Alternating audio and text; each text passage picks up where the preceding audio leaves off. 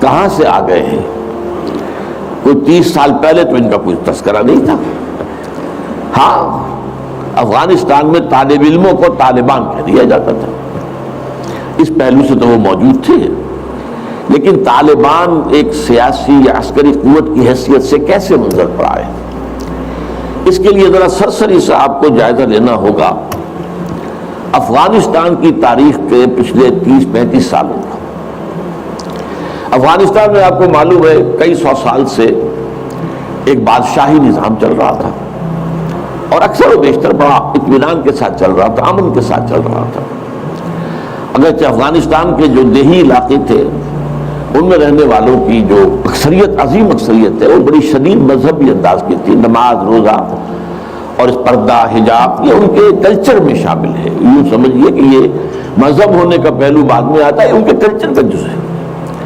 لیکن یہ ہے کہ جو بڑے شہر تھے، خاص طور پر کابل، وہ پوری طرح ویسٹرنائز ہو چکا تھا بادشاہ کے نام کے تحت۔ جب شاہ ظاہر شاہ آئے تھے ایک دفعہ پاکستان، ان کے ساتھ ان کی بیگم بھی تھی ملکہ، اور وہ اسکرٹ پہنے ہوئے تھی، ٹانگیں ان کی ننگی تھی، تو لوگ بڑے حیران ہوئے تھے، افغانستان، افغان بادشاہ کی بیگم جو ہے، افغان ملکہ اس لباس میں۔ لیکن واقعہ یہی ہے کہ کابل جو ہے پورے طور پر ویسٹرنائز تھا، اکثر و بیشتر وہاں پہ جو لوگ نچلے طبقات میں تھے ان کے اندر ظاہر بات ہے کہ مذہب کا وہ جو کلچر ہے ان کا وہ موجود تھا۔ اس کیفیت میں ایک سڈن چینج آئی جب سردار داؤد خان نے تختہ الٹا ظاہر شاہ کا، اور ان کی لیننگز جو ہے، رجحان جو ہے، وہ روس کی طرف زیادہ تھے، لیکن یہ کہ وہ کوئی خالص نظریاتی کمیونسٹ نہیں تھے۔ اس کے بعد آپ کو یاد ہوگا یکے بعد دیگرے کئی قتل ہوئے۔ سردار داؤد کو کسی نے قتل کیا، پھر اس کو کسی اور نے قتل کیا، پھر کسی اور نے قتل کیا، اور اس کے بعد آخر میں کیا ہوا کہ روسی فوجیں اور کرمل جو تھا اس کے ساتھ روسی فوجیں آ گئی۔ تو یہ جو ایک تبدیلی ہوئی ہے، اس کے خلاف جو ہے اسلامی قوتوں کی طرف سے ریزنٹمنٹ آئی، اس لیے کہ اگرچہ ان تبدیلیوں کے دوران کمیونزم جو ہے وہ کم سے کم جو شہری علاقے تھے افغانستان کے، اس میں مضبوط قدم جما چکا تھا۔ پارٹیاں دو تھیں، پرچم اور خلق، لیکن ان دونوں کے درمیان فرق وہی تھا جو رشین ریولیوشن میں مولشوکس اور بولشوکس کا تھا۔ پارٹیاں دو لیکن نظریہ ایک، کمیونزم ایک، قیادتیں دو جدا، دو پارٹیاں۔ اسی طریقے سے ان کی پارٹیاں دو تھیں، آپس میں ان کا جو ہے پاور سٹرگل بھی جاری تھی، لیکن کمیونزم کے اوپر وہ بالکل جو ہے پورے متفق تھے۔ اب یہاں پاکستان میں اس کا جو رد عمل ہوا اس کو سمجھیے، جو بہت صحیح ہوا۔ ابھی جب کہ وہ ریزسٹنس شروع ہوئی تھی اور روسی فوجیں نہیں آئی تھیں، ابھی گویا کہ ایک لوکل فینومینا تھا، گویا کہ سب کچھ جو ہے وہ افغانستان کے اندر، جس کو میلٹنگ پاٹ کہتے ہیں، اسی کے اندر تھا۔ تو اس وقت بھی ظاہر بات ہے کہ کمیونزم کے خلاف مسلمانوں کے اندر اور مذہبی مزاج کے لوگوں کے اندر ایک رد عمل شروع ہوا، ریزسٹنس شروع ہوا، اور ان میں خاص طور پر کالجوں اور یونیورسٹیوں کے طلباء کا حصہ بہت زیادہ تھا۔ یہ لوگ جو ہیں یا تو جماعت اسلامی کے زیر اثر تھے، اور یا زیادہ تر جو ہے الاخوان المسلمون کے زیر اثر تھے۔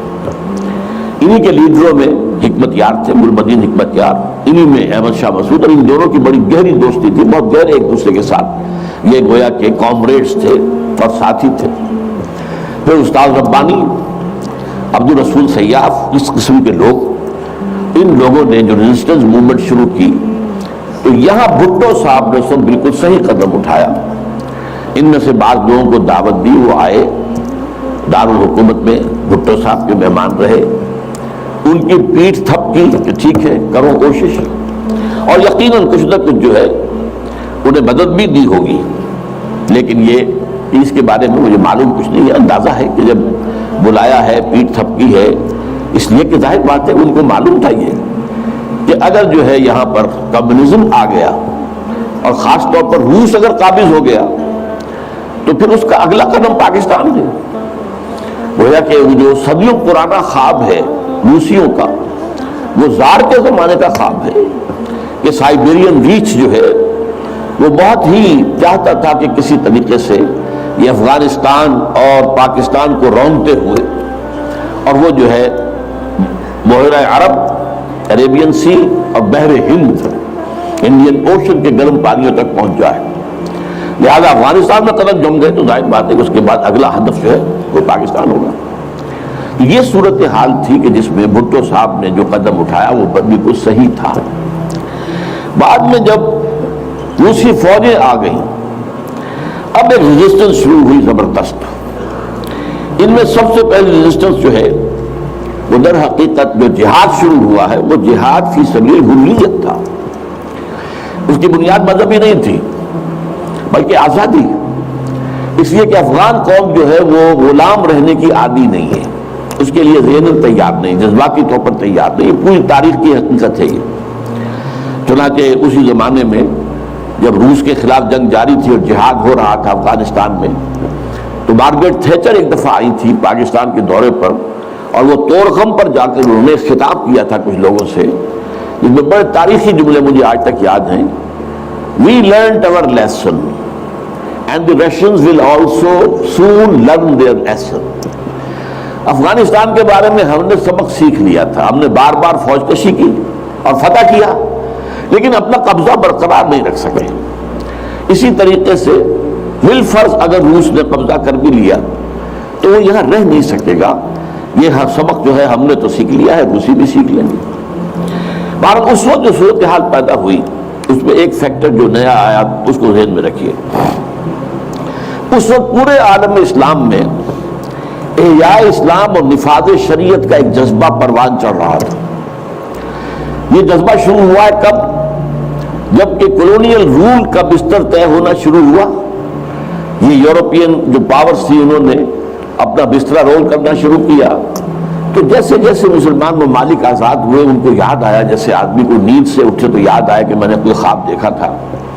یاد آیا کہ ہمارا بھی تو ایک نظام ہوتا تھا نا، یا انگریزوں کے آنے سے پہلے، یا بلندیزیوں کے آنے سے پہلے، یا فرانسیسیوں کے آنے سے پہلے، یا اطالویوں کے آنے سے پہلے، یا اسپینیئرز کے آنے سے پہلے. یہ آخر ہمارا ایک نظام تھا، تو اب ہم اس نظام کو دوبارہ قائم کریں.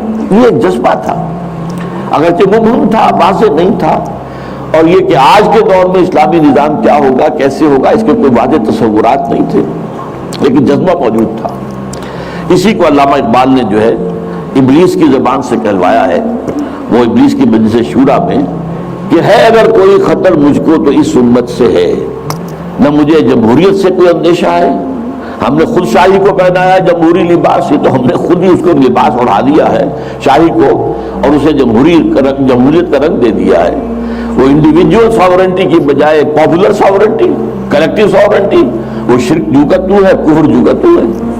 اور نہ مجھے اشتراکیت سے کوئی اندیشہ ہے. کب ڈرا سکتے ہیں مجھ کو اشتراکی کوچہ گرد؟ ہاں ہے اگر کوئی خطر مجھ کو تو اس امت سے ہے جس کی خاکستر میں ہے اب تک شرار آرزو. یہ جو جذبہ تھا، یہ جو تڑپ تھی، یہ اگرچہ پورے عالم اسلام میں تھی، لیکن کہیں بھی اس کی کوئی کامیابی کی صورت نظر نہیں آ رہی تھی. جذبہ موجود تھا. اس وقت ایسا ہوا کہ جہاد افغانستان کو ایک تو اس جذبے نے سپورٹ کیا، اور یہ جذبہ کھنچ کر آیا کہ شاید ہاں افغانستان کے اندر اب یہ کام عملاً ہو جائے گا. اس لیے پوری دنیا سے لوگ آئے، والنٹیئرز آئے، انہوں نے جانیں دی، انہوں نے وہاں پر محنتیں کی. اپنے کوئی انڈونیشیا سے چلا آ رہا ہے، کوئی برما سے چلا آ رہا ہے، کوئی فلسطین سے چلا آ رہا ہے، کوئی فلپائن سے چلا آ رہا ہے، کوئی تھائی لینڈ سے چلا آ رہا ہے، کوئی سعودی عرب سے چلا آ رہا ہے، کوئی مصر سے چلا آ رہا ہے، کوئی لیبیا سے چلا آ رہا ہے، کوئی چچنیا سے چلا آ رہا ہے. یہ سارے لوگ آئے وہاں، اس لیے کہ جذبہ یہ کہا گیا کہ یہ جہاد فی سبیل اللہ ہے. میں واضح کر چکا ہوں کہ میرے نزدیک وہ جہاد فی سبیل اللہ نہیں تھا. جہاد فی سبیل اللہ کی جو شرائط ہیں وہ یہ ہے کہ پہلے دعوت اور اس میں اتمام حجت، پھر جو دعوت کو قبول کرے انہیں منظم کرنا، ڈسپلن آرگنائزیشن میں لانا، ایک امیر کے تابع ہو کر اس سے بیعت کر کے، اور پھر یہ کہ ان کی تربیت، ان کا تزکیہ یہ ہو کہ دل میں سوائے اللہ کی رضا کے کوئی اور جذبہ باقی نہ رہ جائے. یہ مال و دولت دنیا یہ نہیں، کچھ نہیں، نہ حکومت نہ سیادت، صرف اللہ کا، اللہ کی رضا. اور یہ کہ جذبہ اتنا ابھر آئے کہ تن من دھن حتیٰ کہ جان دینے کے لیے تیار ہو جائے. یہ ساری شرائط ہیں جہاد فی سبیل اللہ کی. ظاہر بات ہے کہ وہاں پر تو جو ایک دم حملہ ہو گیا اور روسی فوجی آ گئے تو نہ انتخابوں کا موقع تھا نہ اس کے لیے وقت تھا, وہ لوگ کھڑے ہو گئے. یہ جہاد فی سبیل حریت تھا, آزادی کا جہاد. اور مسلمان جب آزادی کا جہاد کرتا ہے تو وہ بھی جہاد فی سبیل اللہ ہی کی ایک قسم ہے, جائز جہاد ہے, اس میں جان دینا بھی شہادت ہے. اگرچہ وہ جو ایک مثبت جہاد فی سبیل اللہ وہ تو ہمیں سیرت صحابہ اور سیرت النبی صلی اللہ علیہ وسلم میں اس کا پورا نقشہ ملتا ہے. بہرحال ایک تو یہ کہ وہ کشش ان کو کھینچ کر لائی. دوسری طرف امریکہ نے وہ یہ چاہتا تھا کہ اسے نظر آ گیا کہ روس سے ایک تو جو بڑا پرانا اکاؤنٹ ہے, یعنی یہ کہ جو ویتنام میں روسیوں کے ہاتھوں شکست کھائی تھی امریکہ نے اور بھاگا تھا وہاں سے, تو گویا کہ اس کا بدلہ لینے کا یہ سنہرا وقت آ گیا ہے. اس سے بھرپور فائدہ اٹھایا جائے, اور یہ کہ اگر ہو سکے تو شاید اس حد تک بھی ان کے خیال میں ہو کہ USSR کو ختم کر دیا جائے. میرے خیال میں ایسا نہیں تھا, وہ یہ نہیں سمجھتے تھے کہ USSR ختم ہو جائے گا, لیکن یہ کہ بہت کمزور ہو جائے گا اور یہ کہ اس کی بلیڈنگ ہو جائے گی. اس کے لیے اس نے اس جہاد کا غلغلہ دوسروں سے بڑھ کر, مسلمانوں سے بڑھ کر جو ہے دنیا میں بلند کیا, اور ان جہادی لیڈروں کا کردار بنایا پوری دنیا میں, ان کی شخصیت کی امیجز بنائی ہیں. احمد شاہ مسعود کو دی لائن آف پنشیر, پوری دنیا کے اندر اس کے بارے میں جو ہے وہ دھاک بٹھائی گئی تاکہ یہ لوگ زیادہ سے زیادہ لوگ آ جائیں, والنٹیئر مل جائیں. ہمارا آدمی تو کوئی نہیں مرے گا, ہم تو پیسے دیں گے اور ہتھیار دیں گے, مریں گے یہ مسلمان مریں گے, چاہے وہ افغان ہیں چاہے باہر سے آنے والے ہیں. تو وہ جو غلغلہ جہاد کا تھا, اور اس میں گویا کہ ایک طرح سے امریکہ کے اس ایجنڈے کو نہ جانتے ہوئے نہ سمجھتے ہوئے گویا کہ لا علمی میں جو تقویت پہنچائی وہ ایسے لیڈروں نے جن میں بن لادن بھی ہیں, وہ جہاد کے لیے لوگوں کو کھینچ کھینچ کر علم باری سے لے کر آئے. ان میں عبداللہ ابن عزام بھی تھے شہید رحمۃ اللہ علیہ, انہی میں عمر عبد الرحمن ہے جس وقت امریکہ کی جیل میں پڑے ہوئے. یہ سب لوگ کیا تھے, جہاد کے نام پر دنیا سے لوگوں کو لے کر آ رہے تھے, اور اس میں گویا کہ نہ جانتے ہوئے ان نوئنگلی وہ امریکہ کے اعلی کار بن رہے تھے. بہرحال اس میں نتیجہ جو نکلا, مجاہدین جب مجاہدین کو فتح ہو گئی, ظاہر بات ہے اس میں دونوں فیکٹر ذہن میں رکھیے, صرف مجاہدین کی سرفروشی اور جاں فشانی نہیں, امریکہ کے ہتھیار نے یقیناً اس میں ایک بڑا ڈیسائسو رول پلے کیا. خصوصاً تازہ ترین ہتھیار اسٹنگر میزائل جو دنیا جانتی نہیں تھی وہ دے دیا, اور اصل میں جو روسی فوج جو ہے دل برداشتہ ہو کر بھاگی ہے اس میں اسٹنگر میزائل کا بہت بڑا دخل تھا, کیونکہ ان کا سب سے بڑا ہتھیار تھا جو وہ گن شپ ہیلی کاپٹرز لے کر آتے تھے, اور وہ ظاہر بات ہے جہاں پہاڑوں کے اوپر بھی مورچے لگائے ہوئے تھے وہاں ظاہر بات ہے ٹینک تو نہیں پہنچ سکتے تھے, کوئی اور بمباری کرنا مشکل تھی, تو گن شپ بڑے جہازوں سے بہت نیچے آ کر بمباری بھی ممکن نہیں تھی. تو گن شپ ہیلی کاپٹر سے جو بمباری وہ کرتے تھے, فائرنگ کرتے تھے, وہ ان کا سب سے بڑا ہتھیار تھا, اور اس کو بالکل ختم کر کے رکھ دیا اسٹنگر میزائل.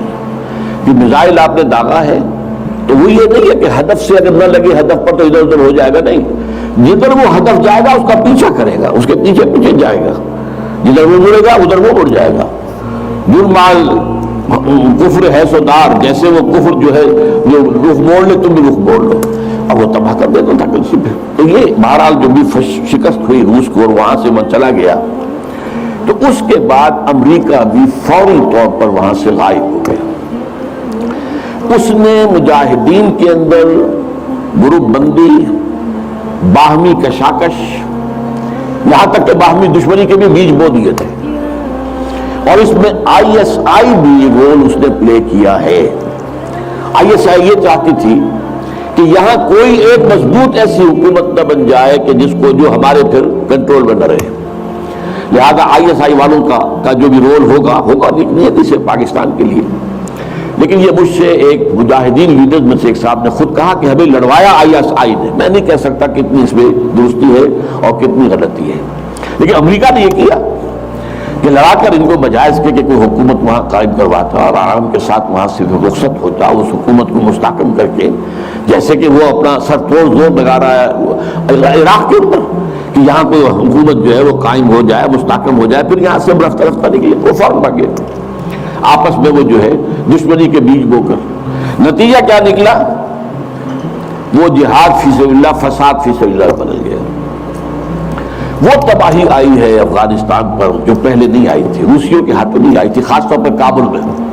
اصل تباہی و بربادی جو خانہ جنگی سے آئی ہے. اور اس کا ایک اور نتیجہ یہ نکلا کہ مختلف علاقوں میں وارڈ لارڈز نے اپنی چھوٹی چھوٹی حکومتیں ریاستیں قائم کر لی. وارڈ لارڈز، ہتھیار ان کے پاس ہیں، اور وہ ہتھیار جو ہیں اس جنگ کے اندر امریکہ کے دیے ہوئے ان کے پاس بہت کافی جو ہے ابھی موجود تھے، ان کا اسلحہ خانہ تھا. تو اپنے علاقے معین کر لیے، اور وہاں یہ ہے کہ انہوں نے ٹیکس لینے شروع کی، جگہ ٹیکس. جو بھی گاڑی گزرے، بس گزرے، کوئی منی بس گزرے، کوئی ٹیکسی گزرے، ٹیکس دو. یہاں سے نکل کر اگلے پہ گئے تو وہاں پھر ٹیکس دو. وہاں سے نکل کر اگلے کوئی وارڈ لارڈ کا علاقہ گیا، وہاں ٹیکس دو. اور نہ صرف یہ کہ ٹیکس، بلکہ وہ یہ بھی کہا جاتا ہے کہ وہ خوبصورت عورتوں کو بھی اتار لیتے تھے اور خوبصورت لڑکوں کو بھی اتار لیتے تھے. یہ جو صورتحال تھی، اس سے افغان لوگوں کا کہ ناک میں دم آ گیا، سب پریشان ہو گئے. اچھا، یہ جو میں نے کہا ہے کہ یہ امریکہ نے یہ مجاہدین کی قیادت تھی، اسے آپس میں لڑا کر پھر یہاں سے بھاگ جانے کے اندر غافل سمجھی. اس کی وجہ یہ تھی، امریکہ کو اندیشہ تھا کہ یہ لوگ پڑھے لکھے جدید تعلیم یافتہ ہیں. یہ انجینئرز ہیں، گلبدین حکمت یار، احمد شاہ مسعود، استاد ربانی، بڑے عالم ہیں، فاضل ہیں. عبدالرسول سیاب الازہر کے پڑھے ہوئے تھے.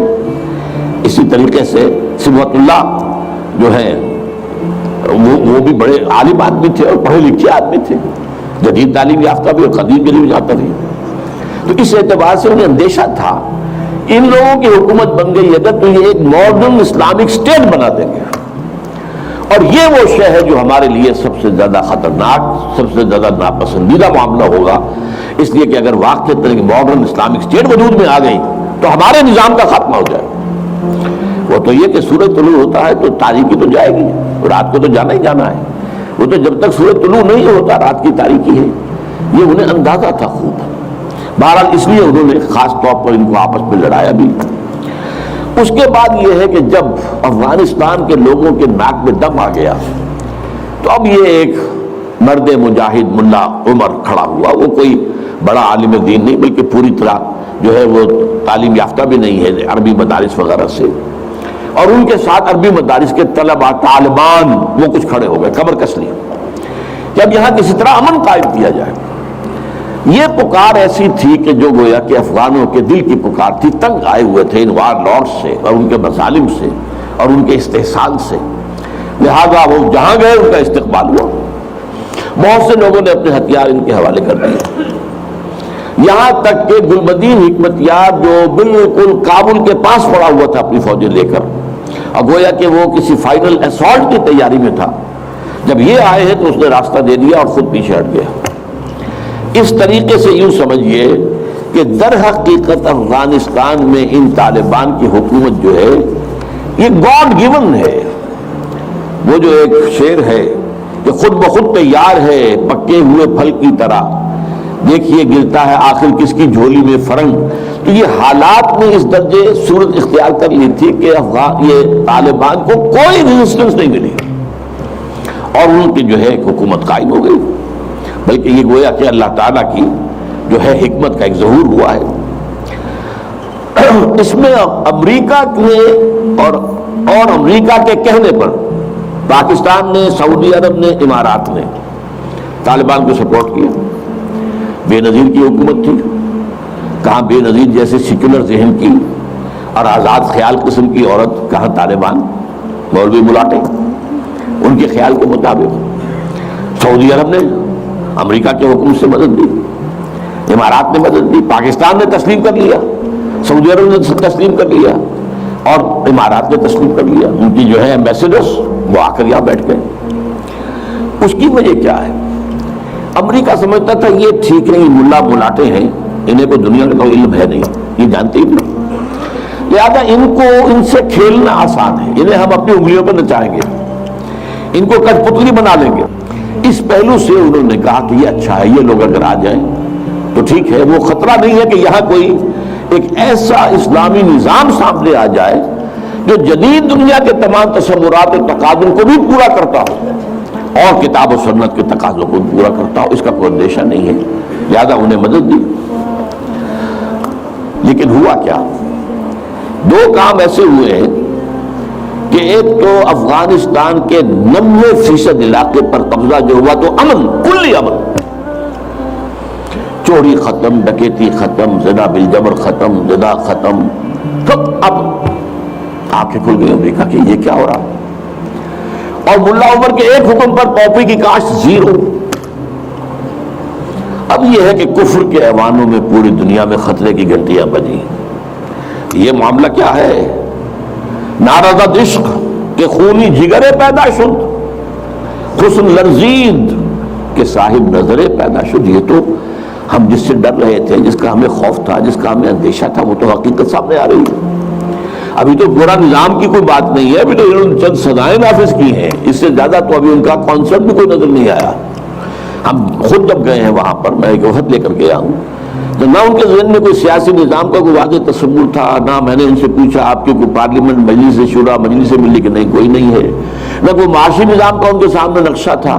میں نے پوچھا کہ آپ کے یہاں بینک ہیں کہ نہیں ہے، میں نے کہا آپ اپنا پیسہ کہاں رکھتے ہیں، ہمارے پاس پیسہ ہے ہی نہیں۔ مطلب یہ کہ یہ کوئی نظام کی بات تھی نہیں، لیکن یہ کہ چوری کا ہاتھ کاٹنا، زنا کی سزا دینا، رجم کرنا، قتل کے بدلے قتل علی الاعلان میدان کے اندر، اور سر جو ہے قلم کرنا، یا سینے کے اندر ایک صاحب نے جو کہ آئی وٹنس تھے، انہوں نے دیکھا تھا کہ ایک شخص نے ایک دوسرے شخص کو قتل کیا سینے میں خنجر بھونک کر، اب اس کو پکڑ کر رسیوں سے باندھ کر لا کے ڈال دیا گیا اسٹیڈیم کے اندر، کھلا اور ہتھ لگے ہوئے لوگوں کے دیکھ رہے، اور اس کی بیوی سے، مقتول کی بیوی کے ہاتھ میں خنجر دے کر کہا گیا بھونکو اس کے اس کے سینے کے اندر، اور اس نے کیا۔ اب یہ جو مناظر ہیں، ان کو دیکھنے کے بعد کیا کہیں کوئی جرم رہ جائے گا؟ جیسے کہ اس سے پہلے بھی تھا معاملہ دنیا کے سامنے کہ سعودی عرب جو ہے وہ کرائم فری ایک معاشرہ بن گیا تھا جب سے وہاں پر اسلامی جو حدود اور تعزیرات نافذ ہوئی۔ یہ معاملہ انہوں نے دیکھ لیا کہ یہ تو ہو گیا، تو اس اعتبار سے ان کو جو ہے اب بڑی شدید خطرے کی بات ہوئی۔ البتہ یہ ضرور نوٹ کر لیجئے کہ اس ابتدائی عرصے میں طالبان سے کچھ غلطیاں بھی ہوئی۔ پہلی بات تو یہ کہ نہ ان کی کوئی تعلیم ہوئی تھی، نہ تربیت ہوئی تھی، نہ تنظیم ہوئی تھی، نہ کوئی ڈسپلن قائم تھا، یہ تو موب تھا۔